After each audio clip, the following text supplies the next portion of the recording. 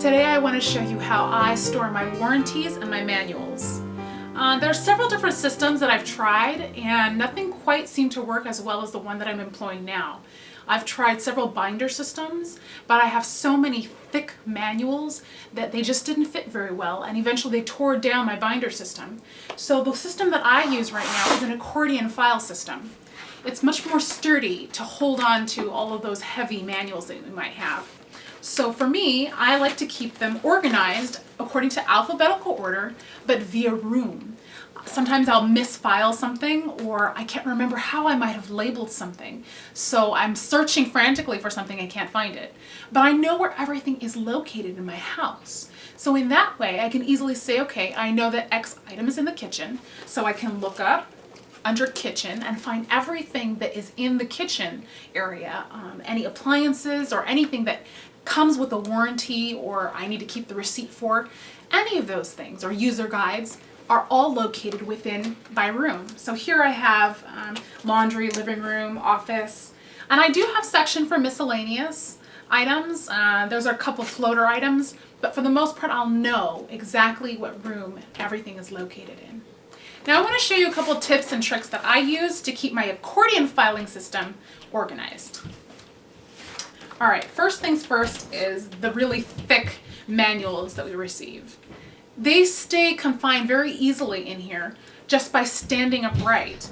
And I go ahead and I like to label everything in the same upper corner. That way as I'm rifling through trying to find things, I can find where the label is very quickly and easily, and I'm not searching to see, what is this particular item called.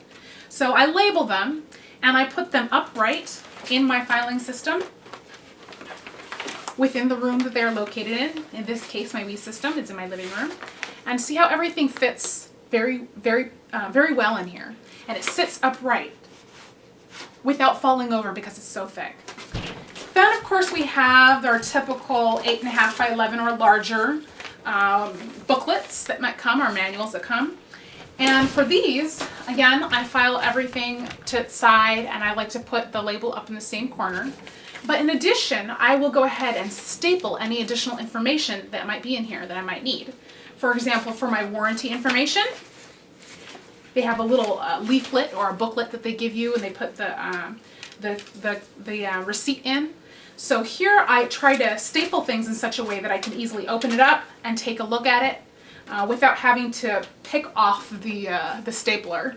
Any extra information that I think I might need, but I'm not 100% sure in the future, I always have that also stapled with all my papers together on the inside or the back page of the manual itself. So that's one.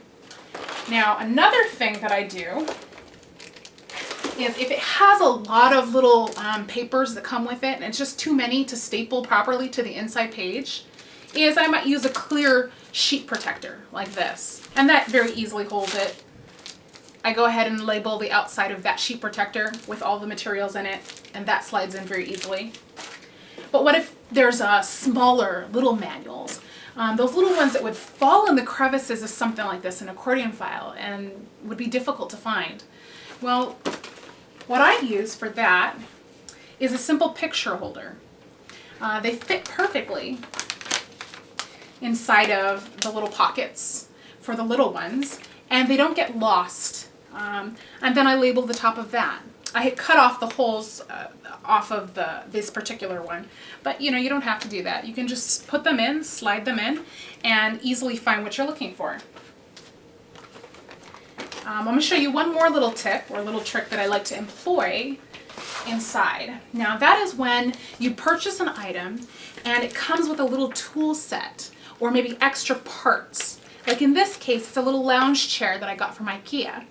Well, it just came with these 3 little items. I didn't want to put it in the garage or any place that has all the rest of my tool sets because I was afraid they would get lost somewhere in the midst. And we wouldn't want that to happen, or to end up using it for something it wasn't intended to use for. So I found these little baggies. This is just a little craft baggie. You can find these usually in the craft section, probably in the beads section of your store. I believe that's what they were probably intended to hold, are beads and other little craft wire and items of that nature. You can get them in different sizes. So here I opted to use the smallest one, and I just stapled that to the front cover.